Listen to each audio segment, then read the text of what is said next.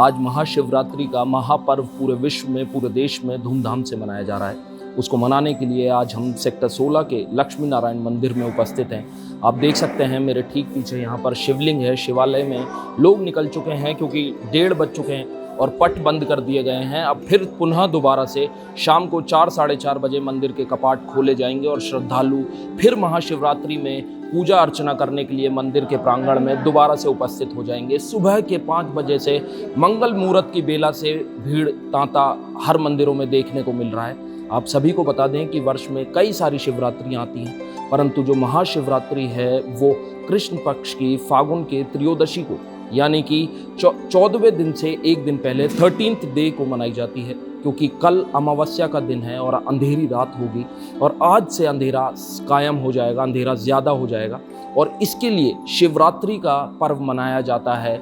कई जगह ये भी मान्यता है कि आदि शक्ति जो है शिव और पार्वती का मिलन हुआ था, आज के दिन उनकी शादी हुई थी, विवाह हुआ था।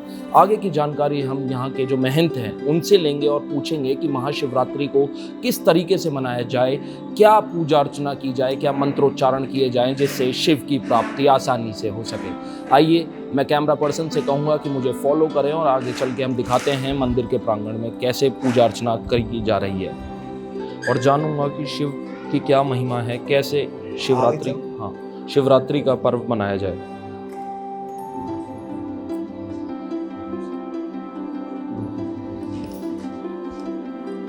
पंडित जी, ओम नमः शिवाय। जय श्री कृष्ण। पंडित जी, ये बताइए कि जैसे आज शिवरात्रि का महापर्व है तो इसकी क्या मान्यताएं हैं और इसको कैसे मनाना चाहिए?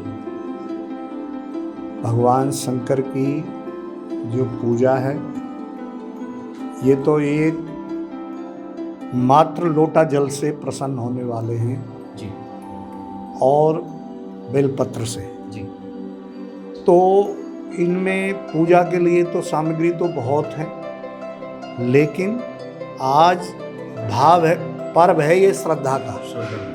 यदि मनुष्य के भीतर ये है कि मुझे अपने हृदय से इन जो है पूर्ण रूप से मैं समर्पित भाव, समर्पण नहीं है तो श्रद्धा नहीं है। श्रद्धा के लिए समर्पण की आवश्यकता होती है और ये पर्व आदिकाल से मनाया जाने वाला है और भविष्य में भी मनाया जाएगा।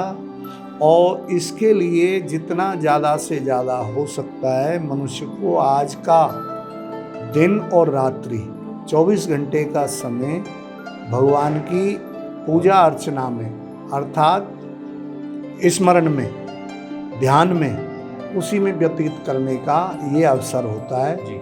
जैसे हम माता जी के व्रत रखते हैं तो 9 दिन रहते हैं, उनमें सुबह शाम माता जी की पूजा करते हैं, लेकिन भगवान शंकर का तो ये पूरी रात्रि और दिन में चलने वाला उत्सव है जी। और उत्सव के साथ साथ ये एक ऐसी सिद्धि देने वाला है कि आज के दिन यदि भगवान शंकर को अपने आप को कोई व्यक्ति समर्पण कर देता है तो फिर संसार में किसी से कोई भय नहीं है जी। यमराज भी उसका कुछ नहीं बिगाड़ सकते। जैसे मार्कंडेय ऋषि की कथा आती है, मृकंड ऋषि के यहाँ मार्कंडेय जी का जन्म हुआ जो मात्र 12 साल के लिए जी, लेकिन भगवान शंकर की आराधना से यमराज भी जब उनके प्राण लेने आए तो वो दूर खड़े हो गए।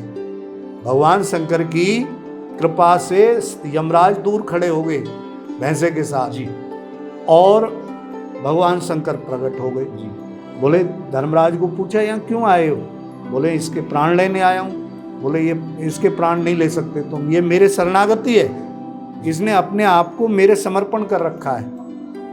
तो धर्मराज ने वो जो आज मार्कंडेय ऋषि अष्ट चिरंजीवियों में एक माने जाते हैं जी, इसलिए भगवान शंकर सब कुछ देने वाले हैं और वो आज की पूजा आराधना से ही जीव को प्राप्त होता है।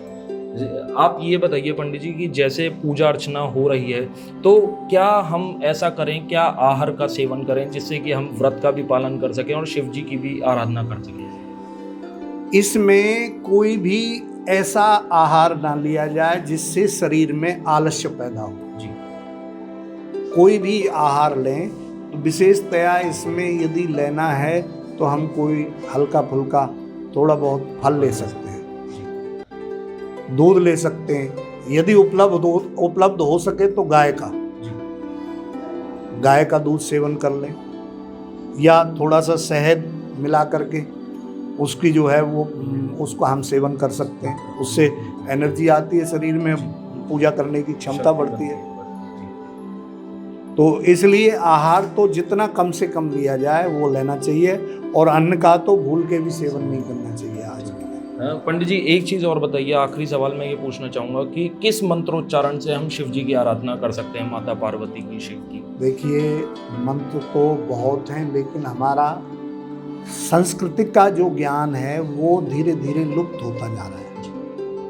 क्यों कि आज कोई माता पिता अपने बच्चे को संस्कृत पढ़ा करके या उनको सुना करके भी खुश नहीं है। घर में यदि गाने बजेंगे तो दूसरे बजाएंगे, हम संस्कृत के यदि पूजा को संस्कृत के श्लोक उच्चारण होंगे, जहाँ मंत्रोच्चार होगा, उसको यदि कोई यज्ञ का कोई उसमें सीन आ जाए तो टीवी पे भी उसको देखेंगे नहीं, जिससे हम कुछ थोड़ी सी प्रेरणा ले सकें। इसलिए मंत्र तो बहुत हैं भगवान शंकर के, और जिनमें से महामृत्युंजय मंत्र लिया जाता है, जो है भगवान शंकर का जो है शिव महिमन स्तोत्र है, रुद्राष्टक है जिसमें नमामि शमीशान निर्वाण रूपम विभुम व्यापकम ब्रह्म वेद स्वरूपम, जिसमें भगवान शंकर जी का अपराध करने, गुरु का अपराध किया था, जो रामचरितमानस में भी लिखा है। वह गुरु का अपराध किया था, गुरु को प्रणाम नहीं किया। मैं भगवान शंकर की पूजा कर रहा हूँ, मैं गुरु को प्रणाम ना करूँ।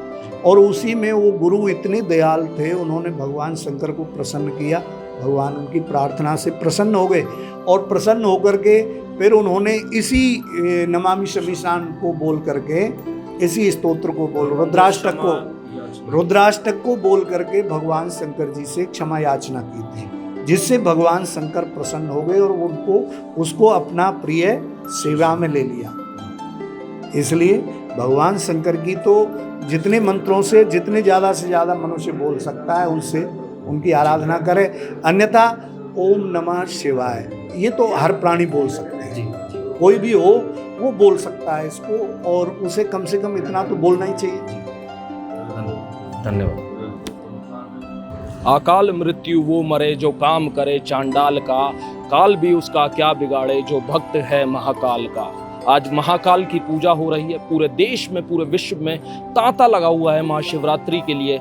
आज हमने पंडित जी से बात की और उन्होंने शिव जी की जो महिमा थी उसका बखान किया। उन्होंने बताया कि आहार को ना लें और कृपया करके ओम नमः शिवाय का जो पाठ है वो कर सकते हैं भगवान शिव को प्रसन्न करने के लिए, या ओम त्र्यंबकम यजामहे सुगंधिम पुष्टिवर्धनम उर्वारुक्मी वंदनात् मृत्युर्मोक्षे महामृतात्, जो महामृत्युंजय मंत्र है उसकी पूजा कर सकते हैं। हम सभी दर्शकों से ये अपील करना चाहते हैं कि शिव की आराधना करें, जिससे आप शिव जी को आसानी से पा सकें और भक्ति में तल्लीन हो सकें। अब हर्षवर्धन को दे इजाज़त। कैमरा पर्सन विशाल कौशिक के साथ देखते रहें न्यूज़ एनसीआर।